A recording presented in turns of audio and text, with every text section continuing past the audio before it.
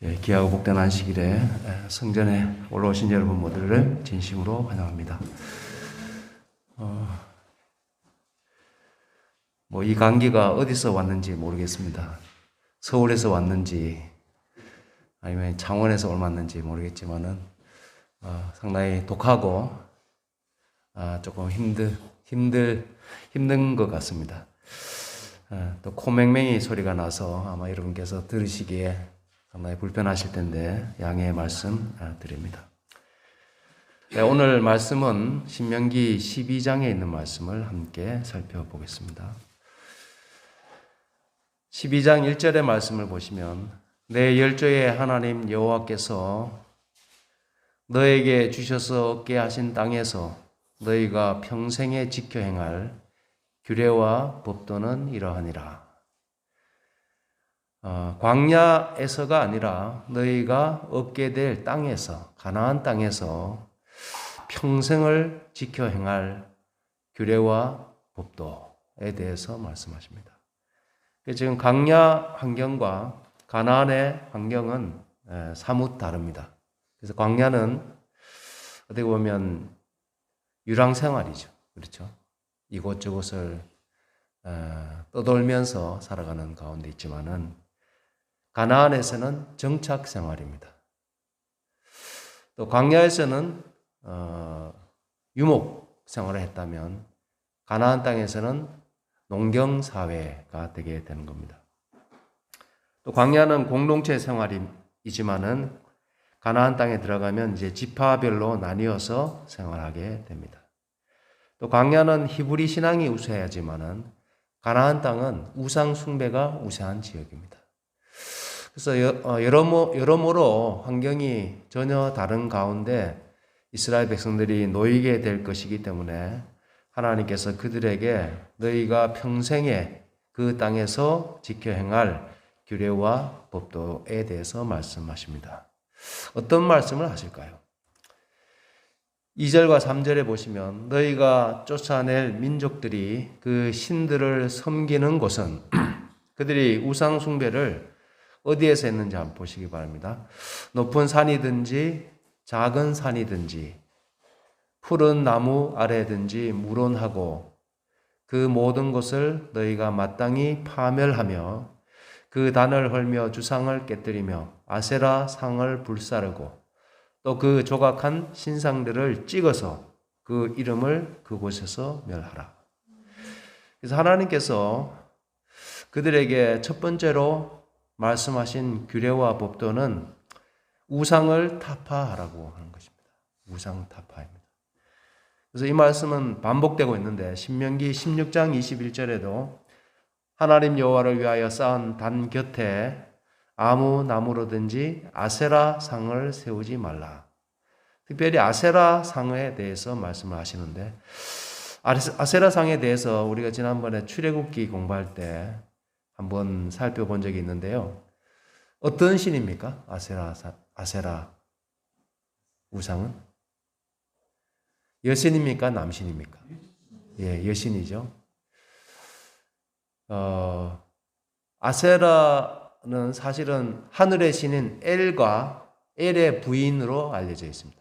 하여튼 그들의 어떤 신관, 그들의 어떤 그 종교에서는 하늘의 신은 엘이고, 땅의 신은 아세라입니다. 그래서 그 둘 사이에서 누가 나왔는가 하면 바알이 나왔습니다.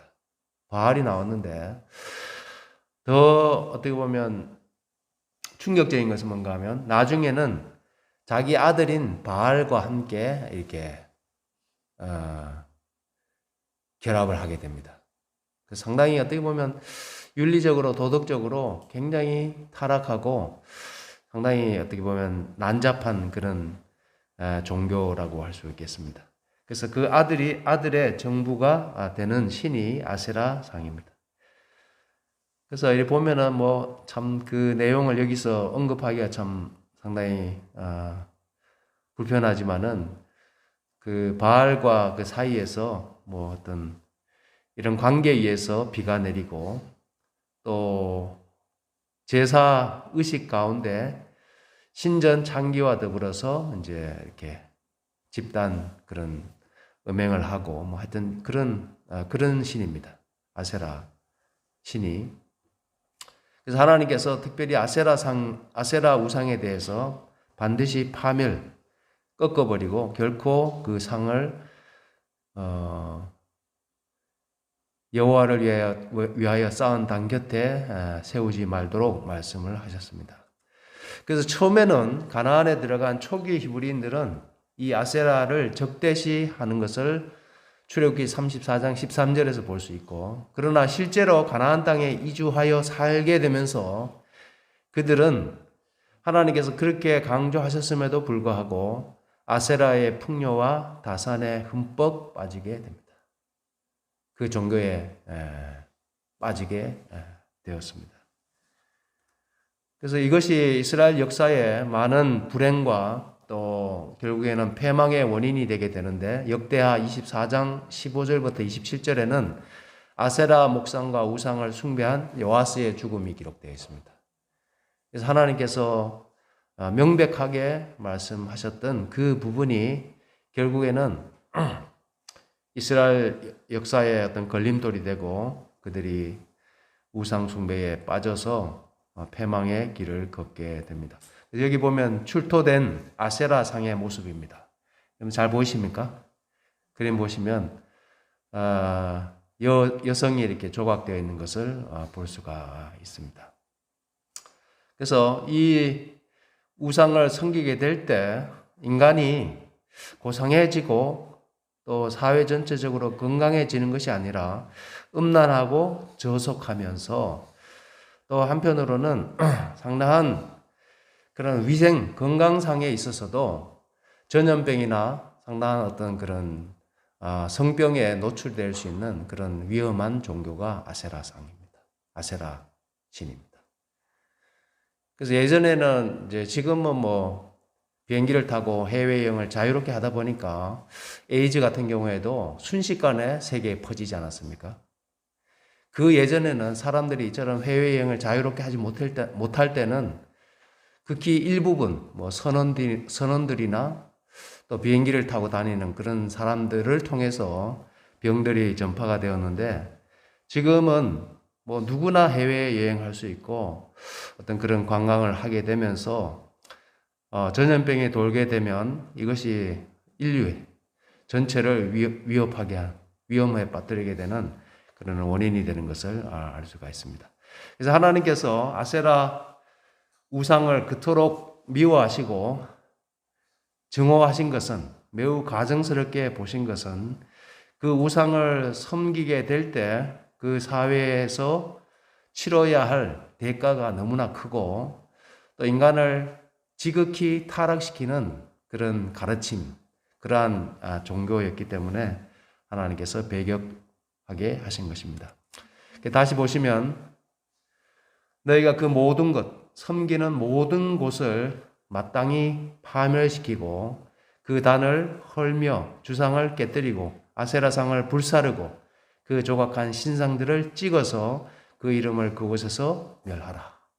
굉장히 강조하시죠. 굉장히 반복적이고 강조하시면서 그 신을 파멸시키도록 그렇게 말씀하셨습니다. 어떻게 보면 이것이 폭력적이고 대단히 어떻게 보면 이 종교가 상생과는 좀 거리가 먼 것 같아요. 그렇죠. 히브리 신앙, 하나님을 섬기는 이 신앙과 우상 숭배와는 결코 공존할 수 없는 것처럼 보입니다. 상생할 수 없는 것처럼 보입니다. 그러면 오늘날은 어떨까요? 오늘날 우리는 어떤 입장을 취해야 될까요? 하나님께서는 가나안 땅에 들어가는 이스라엘 백성들에게 이토록 너무나 단호하게 이렇게 말씀하시고 그 종교를 파멸시키고 다 쓸어버리라고 이렇게 말씀하셨는데, 오늘 우리는 이것을 어떻게 적용하면 좋겠습니까? 어떻게 이 말씀을 받아들여야 될까요? 자, 이 장면은 지금도 어떤 종교에서는 사람을 이렇게 불 가운데로 지나가게 하는 그런 의식들이 있습니다. 여기 보면 뭐 집불인지 뭔지 모르겠는데, 여러분 지프로 불을 내도 그 온도가 엄청나게 높습니다. 여러분들 집 태워보신 분들 아시겠죠? 오래 지속되지는 못하지만은 순간적으로 엄청나게 뜨거운 불이 짓불인데 그렇게 꽤 긴 그런 큰 불을 지피고 그 가운데로 사람들이 달려가고 있습니다. 또 이 장면은 뭐처럼 보입니까? 진흙처럼 보이죠? 이게 소똥입니다. 소똥. 소똥을 서로 자기 몸에 바르면서 막 여기서 사람들 표정을 보면 굉장히 즐거워하고 이렇게 되는 것을 봅니다. 그런데 어떻습니까? 사람이 개도 이렇게 안 할 것 같은데 돼지도 이렇게 안 할 것 같은데 사람이 소똥 더미에서 뒹굴면서 이렇게 좋아하고 그 소똥을 자기 몸에 바르고 이런 건 어떤 종교인 것 같습니까? 서로를 신성시하는 힌두교의 의식입니다. 이것은 또 여기서부터 여기로 이제 쇠꼬쟁이를 간통시키고 몸 곳곳에다가 쇠꼬쟁이를 꽂고 이렇게 퍼레이드 축제를 하고 있습니다. 이것도 마찬가지죠.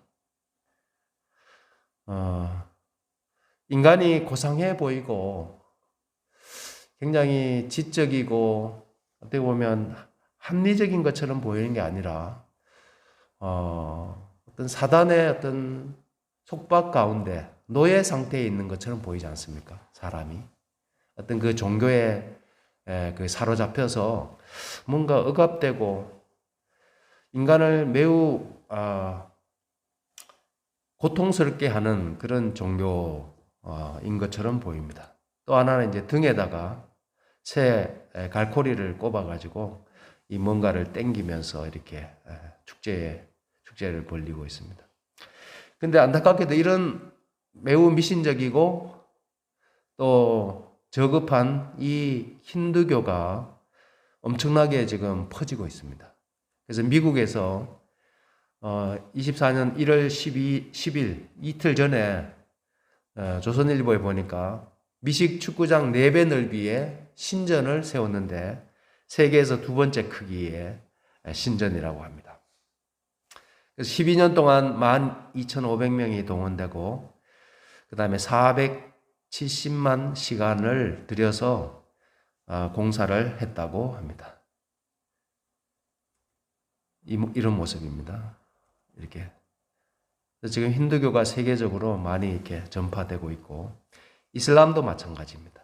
이슬람도 상당한 그런 세력을 얻게 되고 또 서구권에 기독교가 서서히 퇴색하고 그 자리를 불교나 이런 이슬람이나 힌두교가 치고 들어오고 있습니다.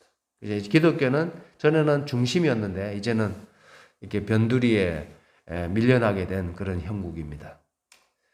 자, 이런 가운데서 우리는 어떻게 하면 좋을까요? 우리가 기드온처럼 목상을 찍고 제단을 허물고 불로 태우는 그러한 노력을 우리도 해야 될까요? 어떨까요? 우리나라는 불교가 상당히 센데 우리가 절에 가가지고 막 불상을 갖다가 찍고 도끼로 찍고 그 다음에 단을 허물고 절에 불을 지르고 이렇게 하게 되면 우리는 어떻게 될까요? 그게 하나님께서 기뻐하시는 일일까요? 이 시대적인 상황을 조금 이해하면 도움이 될 것 같습니다.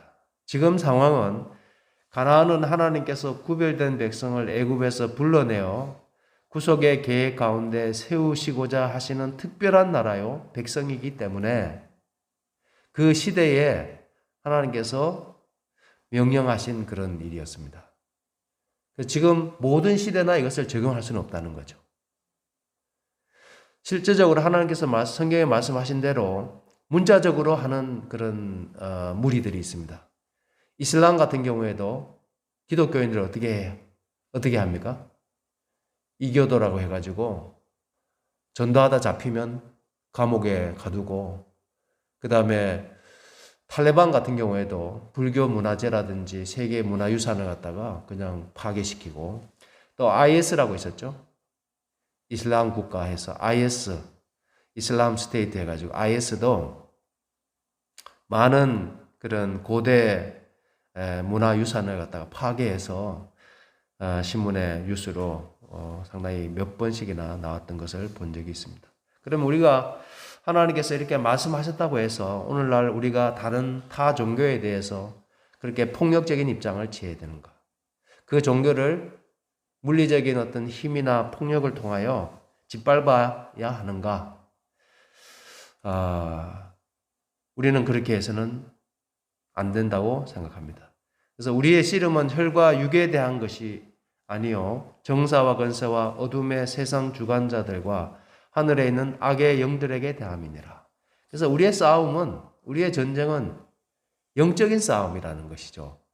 그때 당시에는 하나님께서 그 가나안 종교들이 너무나 타락했고 또 가나안 백성들을 하나님께서 그렇게 경고하셨음에도 불구하고 이스라엘 백성들이 빠져들었는데 그들이 하나님의 말씀대로 철저하게 배격했더라면 그들이 그렇게 타락하거나 패망하지 않았을 텐데 그처럼 가나안 종교가 어떻게 보면 하나님께서 더 이상 지켜볼 수 없을 만큼 위험하고 또 사람들을 지배하고 있었기 때문에 그 종교를 멸하지 아니하면 안 된 상황이었다고 볼 수 있는 것입니다. 지금 이 시대와 많이 다르다고 하는 것이죠. 그래서 믿음의 선한 싸움을 싸우라, 영생을 취하라. 이를 위하여 너가 부르심을 입었고 많은 증인 앞에서 선한 증거를 증거하였도다. 여기에서도 우리가 싸워야 할 싸움은 신명기 12장에 나오는 그러한 종류의 싸움이 아니라 믿음의 선한 싸움을 싸우라고 말씀하셨습니다. 예수님이 이 땅에 오셨을 때 타 종교에 대해서 어떤 폭력적인 입장을 취하신 적이 있나요? 예수님이?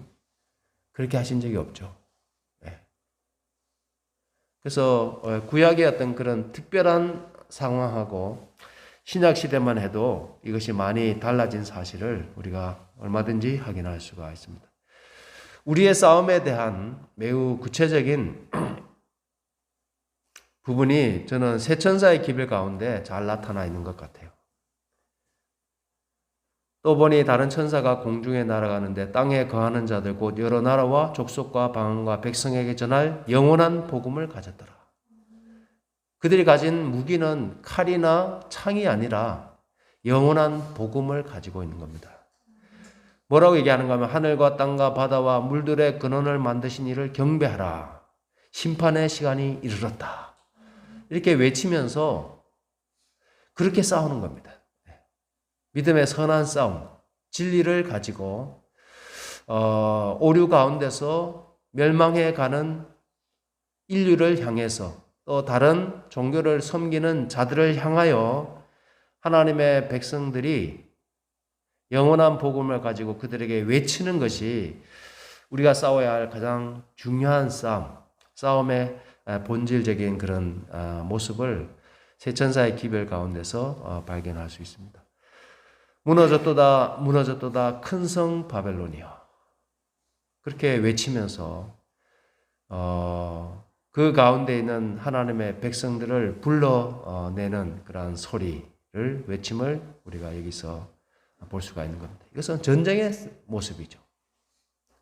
우리가 둘째 찬미 부를 때 정말 그 노래를 마지막 찬미로 부르고 싶었는데 장로님이 딱 택하셨어요. 네, 주의 진리 위에 십자가 군기 높이 높이 받들고. 그것이 전쟁의 모습이죠. 영적인 전쟁의 모습, 선악간의 싸움의 모습입니다. 누구든지 짐승과 그의 우상에 경배하고 이마에나 손에 표를 받으면 그도 하나님의 진노의 포도주를 마시리니. 네, 의의 군대, 하나님의 십자가의 깃발 아래 선 군대가 이 땅을 향해서 외치는 진리의 검, 또 하나님의 성령의 검으로 무장한 의의 군대의 모습을 우리가 여기서 볼 수가 있습니다. 자, 5절, 6절을 보시면 몇 군데만 살펴보겠습니다. 다 볼 수는 없고요.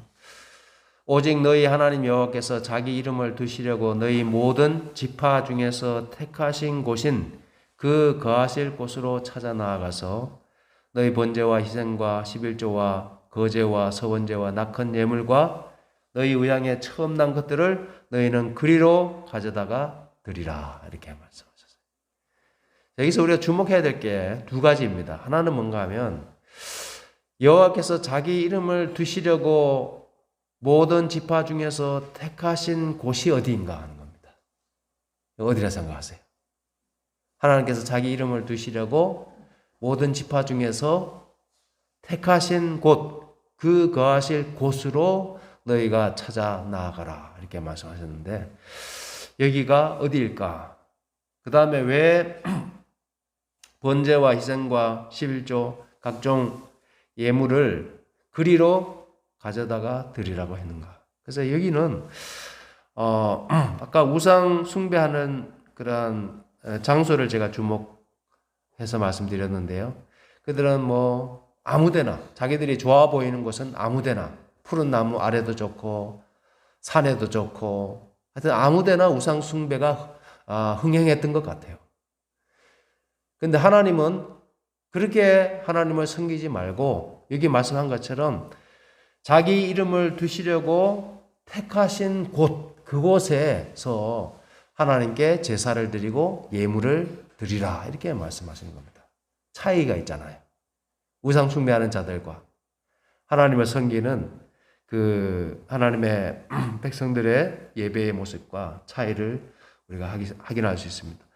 그래서 이것은 유일성과 중심성, 통일성을 우리에게 보여주는데 이 말씀 가운데서 예배와 각종 헌금과 11조를 어디에서 드려야 하는가? 여기서 우리가 모티브, 단서를 찾을 수 있지 않습니까? 하나님께서는 어디에서 예배 드리기를 원하시나요? 여기 말씀하셨잖아요. 그죠? 여호와께서 자기 이름을 두시려고 택하신 곳에서 예배를 드리고 예물을 드리라. 이렇게 말씀하셨어요. 오늘날에는 어디에 해당할까요? 교회입니다. 또 예물을 드릴 때도 그냥 그 예물을 그냥 내가 아무렇게나 내 생각에 좋은데 쓰면 되지 않겠나? 어려운 이웃을 돕고 뭐 이렇게 생각할 수도 있겠지만은 그러나 여기 주신 말씀처럼 그 모든 예물은 하나님께서 택하신 곳에 그것을 가져다가 드리라고 말씀하셨습니다. 그래서 우리는 교회를 통해서 드리게 되는 것입니다. 또 교회를 통해서 드리면 이것이 합회에 올라가고 연합회로 올라가서 주의 사업을 하도록 효과적으로 사용하도록 그렇게 결정하게 된 겁니다. 그래서 우리 재림교회는 이 원칙을 잘 따르고 있어서 어떤 개신교회보다도 이 헌금제도, 이 시스템이 잘 갖춰져 있습니다. 그런데 일반 개신교회에서는 이 원칙을 따르지 않다 보니까 빈익빈 부익부 현상이 굉장히 심각하고 또 어떤 교회에서는 돈이 너무 많아서 타락하게 되는 목사들이 타락하고 교회가 정치화되고 싸움터가 되는 것을 우리가 많이 볼 수가 있습니다. 자, 그러면 하나님께서 택하신 곳은 어디인가? 결론적으로 말씀드리면 예루살렘입니다. 예루살렘. 하나님께서 이스라엘 12지파의 기업 가운데 한 특정한 곳을 선택하여 지정하시겠다는 의미이다. 이는 이스라엘 사회의 유일한 중앙성소에 관한 규정이다.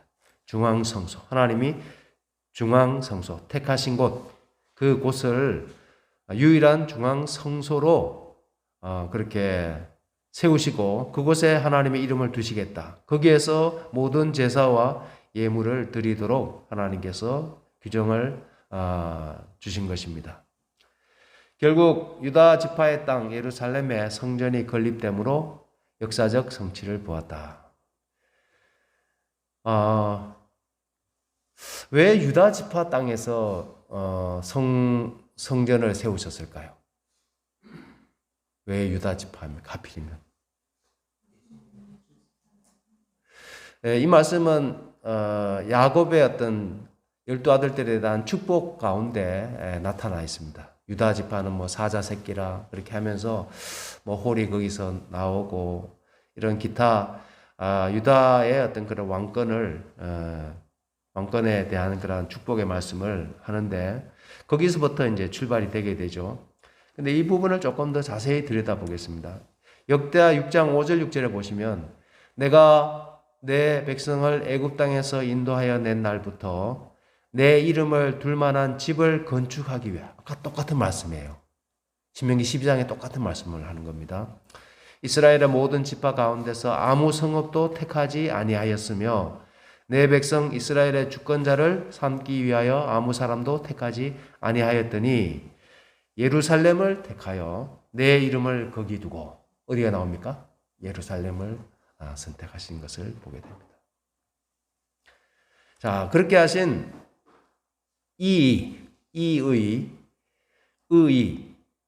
두 가지를 우리가 생각해 볼 수 있는데, 첫 번째는 종교적으로 이교도들의 우상 숭배 풍습으로부터 구별되어 순수한 여호와 신앙의 보존을 가능케 하였다.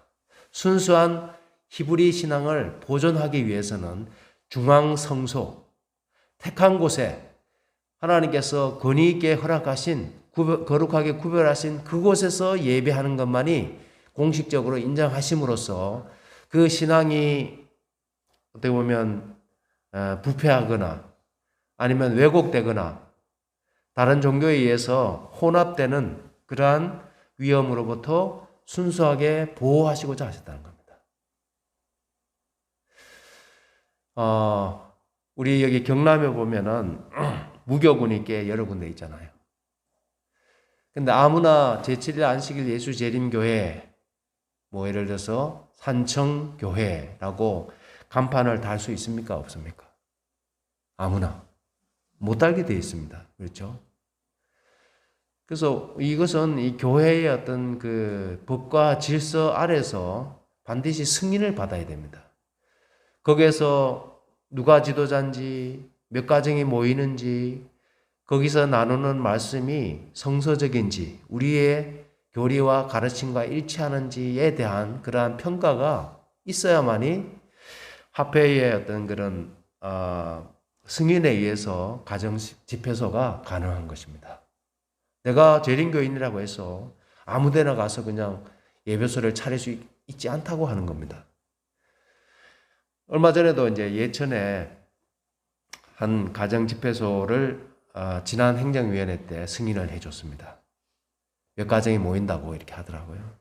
이렇게 하는데 그 승인하는 과정 속에서도 예천에 교회가 몇 군데가 있는데 왜 굳이 그 교회에다가 가정 집회소를 해야 되느냐, 뭐 옥신각신 하다가 결국에는 그 예천교회가 속한 안동지구에서 다 동의하고 의견의 일치를 봐서 합회해서 이제 형식적으로 승인을 하게 되었습니다. 그래서 우리는 하나님께서 왜 중앙성소를 세우게 하셨는지 그 중요한 뜻은 여호와 신앙을 순수하게 보존하기 위해서는 체계적인 어떤 신앙, 체계적인 어떤 교회 조직이 필요하기 때문에 하나님께서 그렇게 하라고 하셨습니다. 둘째는 12지파로 분할된 이스라엘 사회 전체를 하나의 민족 공동체로 결속시키는 강력한 원동력이 되게 될 것이기 때문입니다. 만약에 12지파마다 한 성전씩 세우게 하게 되면 얼마 지나지 않아서 어떻게 될까요? 여호와 신앙을 순수하게 유지할 수 있을까요? 다 달라질 겁니다. 금세 주위의 어떤 우상 숭배나 이교의 영향을 받아서 그 진리가 혼잡하게 되고 아마 배도하게 되는 일이 일어나게 될 것입니다.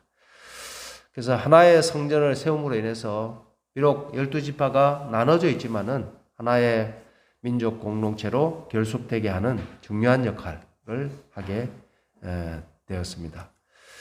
자, 11절을 보겠습니다. 너희는 너희 하나님 여호와께서 자기 이름을 두시려고 한 곳을 택하실 그곳으로 나의 명하는 것을 모두 가지고 갈지니. 하나님께서 앞에서 말씀드렸던 것처럼 눈에 좋은 곳에 임의대로 제단을 쌓고 자의적인 방법으로 우상을 섬기던 이방 풍습과는 엄격히 구별된 상황에서 구별된 선민 이스라엘에게서 구별된 거룩한 이름이 찬양과 영광을 받으시기 위함이었다. 이방 종교와는 좀 다른 모습으로 하나님을 예배하기를 바라셨다고 하는 것입니다.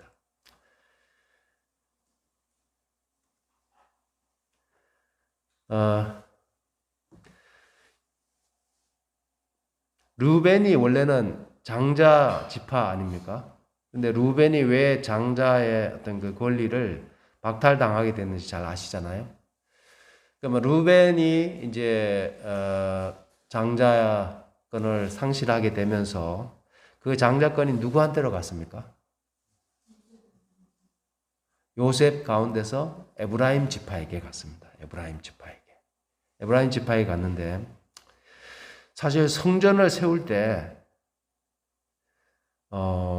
원래는 요셉 지파나 에브라임 지파에 세워야 합니다. 그 장자권이 루벤이 이제 상실한 것을 요셉 지파, 에브라임 지파에서 가져갔기 때문입니다. 근데 시편 78편에 보시면 굉장히 의미 있는 말씀이 있습니다. 요셉의 장막을 실어버리시며 에브라임 지파를 택하지 아니하시고 오직 유다 지파와 그 사랑하는 시온산을 택하시고 그 성소를 산의 높음 같이 영원히 두신 땅같이 지어졌으며.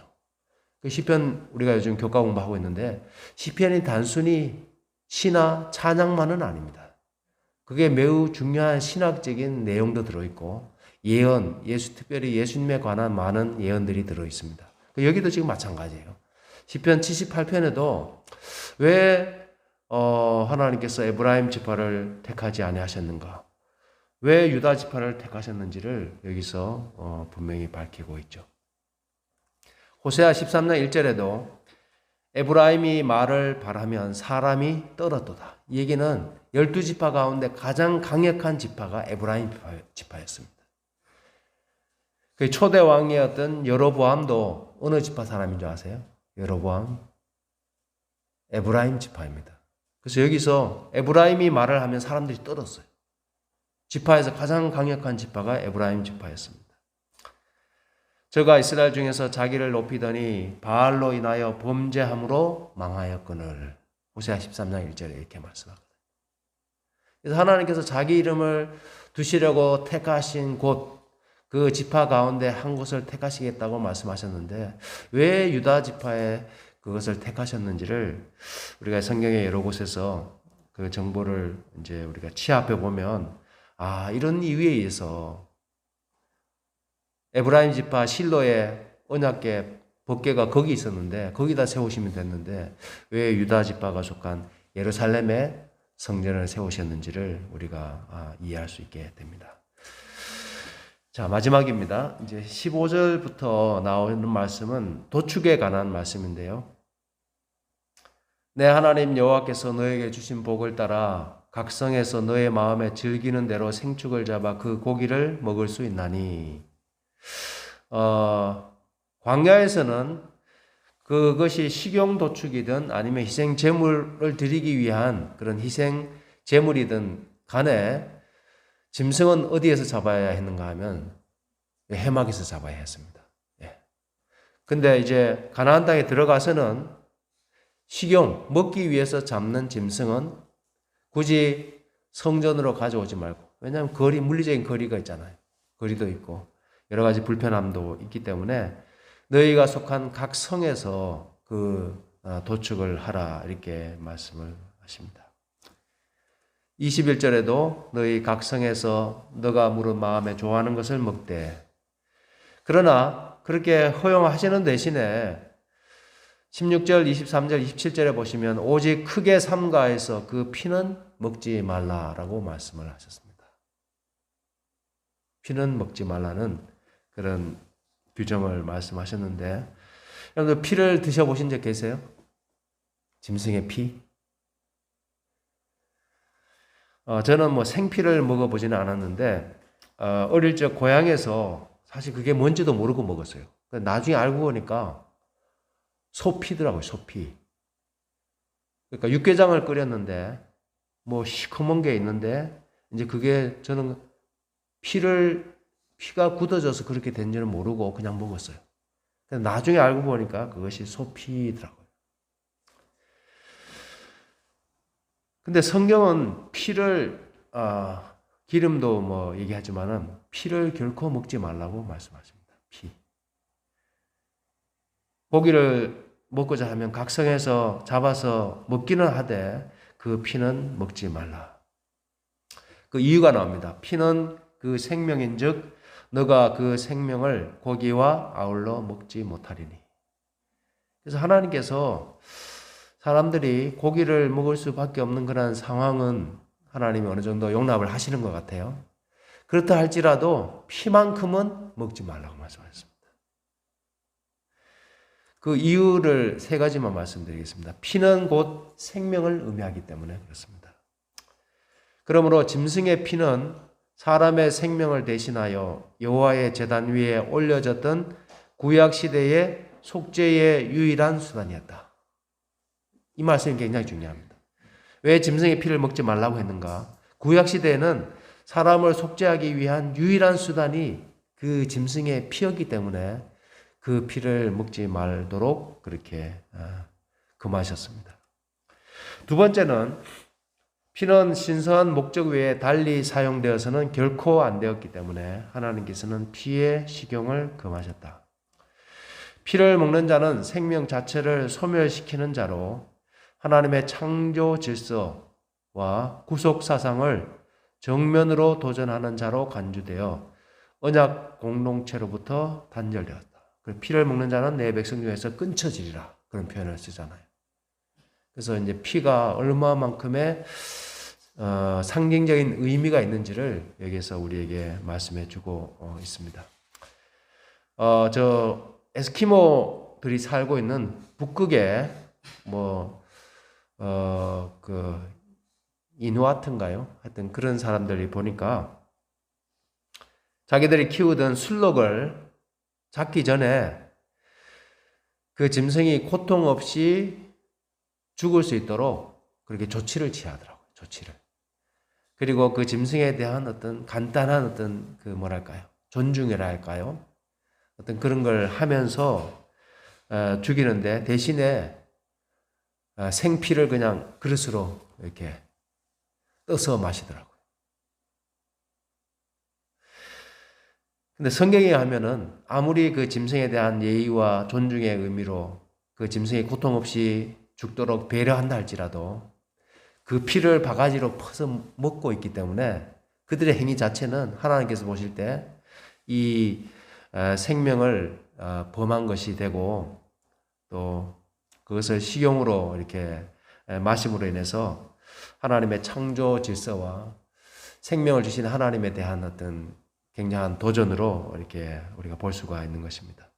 그래서 이제 말씀을 마치면서 우리 생활 가운데서 혹 육식을 하게 된다 할지라도 피를 먹지 않도록 최대한 노력할 필요가 있겠습니다. 그것이 하나님의 말씀에 대한 존중의 뜻이고 순종의 뜻이고 또 그 짐승에 대한 우리의 어떤 그 짐승의 생명과 우리 자신이 무관함을 드러낼 수 있는 것이 피를 먹지 않는 겁니다. 그래서 이슬람에서는 그것을 할랄이라 그러잖아요. 할랄. 그들의 어떤 규칙에 따라서 도축이 된 고기만 먹잖아요. 그 방법은 뭔가 하면 피를 완전히 빼고 이제 식용으로 그렇게 먹는 것입니다.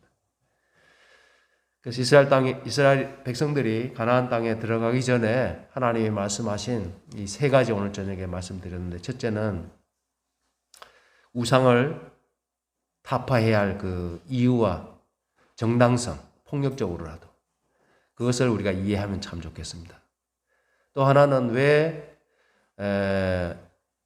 유일한 성전이 필요했는지에 대한 부분, 세 번째로는 도축을 할 때 어디에서 어떻게 잡고 왜 피를 먹지 말아야 하는지에 대한 이해를 말씀해 주시는데, 이것이 오늘 우리에게도